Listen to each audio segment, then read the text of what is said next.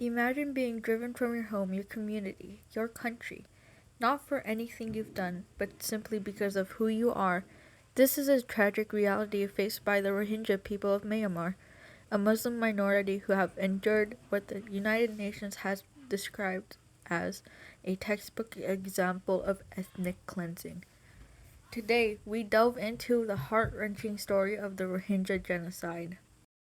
The Rohingya people are indigenous to Rakhine State, a region in western Myanmar. For centuries, they have lived in this area, and yet the government refuses to recognize them as citizens, rendering the Rohingya essentially stateless. In August 2017, a brutal military crackdown began, following an attack by Rohingya insurgent group on police posts. The Myanmar military, supported a Buddhist nationalist, launched a campaign of violence that shocked the world. Entire villages were burned to the ground. Men, women, and children were indiscriminately killed. Reports of mass rape and other forms of sexual violence became alarmingly common. The scale and severity of these atrocities led to international observers to label this as a genocide. More than 700,000 Rohingya people fled. They undertook perilous journeys across land and sea. Most end up in refugee camps in neighboring Bangladesh. These camps quickly became some of the largest and most densely populated in the world.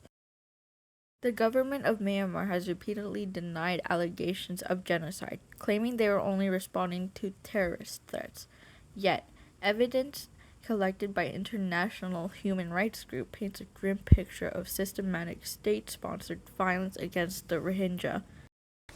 In 2019, the Gambia, backed by the Organization of Islamic Cooperation, filed a case at the International Court of Justice, ICJ, accusing Myanmar of genocide. This marked a significant step towards holding the Burmese government accountable for their actions. The plight of the Rohingya people is a stark reminder of the depths to which humanity can sink when prejudice and hatred are allowed to thrive. It is also a testament to the resilience of those who survive, who carry their stories and hope that justice may one day be served, even in the face of awful conditions. Despite the grim circumstances, there are some glimmers of hope. Humanitarian efforts, both international and local, work tirelessly to provide aid and support to the Rohingya people. They deliver food, medical care, education, and other vital resources to these living in the refugee camps. In addition, international pressure continues to mount against the Myanmar government. Global institutions and governments are pushing for justice and accountability. The International Court of Justice's case is a critical part of this process. However, the road to justice remains long and fraught. The Myanmar government remains resistant to all international pressure, and conditions in the refugee camps are desperate. The Rohingya continue to be a people in limbo. Their future is uncertain. In the face of such adversity, the strength and resilience of the Rohingya people shine through. Despite everything, they continue to hope, to dream, and to fight for a better tomorrow. As we reflect on the tragedy of the Rohingya genocide, it is vital to remember our shared responsibility. The world must ensure that such atrocities are not forgotten and that those responsible are held accountable. The story of the Rohingya people is a painful reminder of the horrors of intolerance and hatred, but it also highlights the incredible strength of the human spirit.